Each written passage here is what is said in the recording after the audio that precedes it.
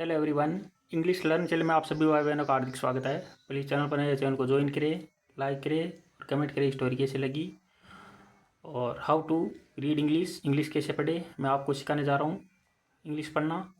और आपको English to Hindi translation सीखना है तो हमारे इस चैनल में मेरे दूसरे चैनल की लिंक दी गई है, उस पर जाकर आप इंग्लिश टू हिंदी ट्रांसलेशन सीख सकते हैं। तो चलो स्टार्ट करते हैं। The beautiful rose and the thorny cakes. The beautiful यानी सुंदर, रोज यानी फूल, एंड और द थ्रोनी यानी कांटेदार, केक्स यानी नागफनी। केक्स का मतलब होता है नागफनी। अब मैं आपको इतना बताऊंगा, मैं पढ़ना सिखाऊंगा आपको बस only. Once in a beautiful spring rose a pine tree in a forest looked at a red blossomed, blossomed का मतलब होता है खिलना, blossomed rose and said, what a beautiful flower, I wish I were you.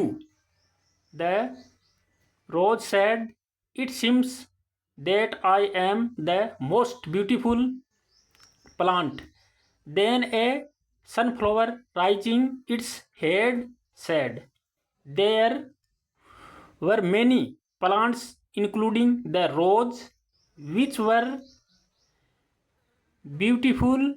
The consisted conceited है, ये conceited beautiful the conceited rose said looking at a thorny cactus, what an ugly plant. Then the rose went ballistic when the pine tree compared the thorns का मतलब कांटे of the rose plant with those of the cactus.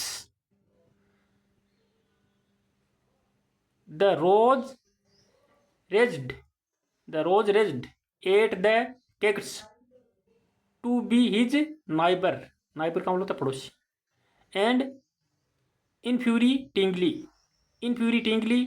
tried to move, ने कोशिश की क्या करने की, move नहीं लाने की, his roots यानी जड़ों को, अवे फ्रॉम द केक्स मतलब केक्स से, उस नागफनी से अपनी जड़ें दूर हटाने की कोशिश की, but could not spring fast and life became difficult when in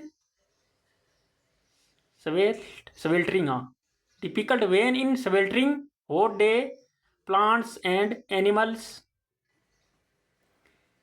needed जरूरत थी, नीडेड किसी जरूरत वाटर एंड पानी की, needed water and there was no rainfall once the wilted rose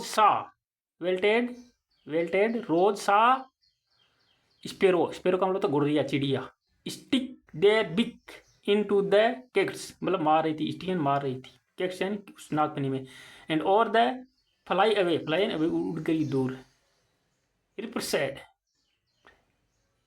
Repress said. The rose got puzzled नहीं, हैरान हो गया, आश्चर्यचकित हो गया था। The tree explained the birds got water from the cactus that hurts, but the cactus does not like to see any birds सफर मतलब दुख भुगतते हुए नहीं देखना चाहते, सफर यानी दुख भुगतना या ग्रसित होना, नहीं देखना चाहते। द रोज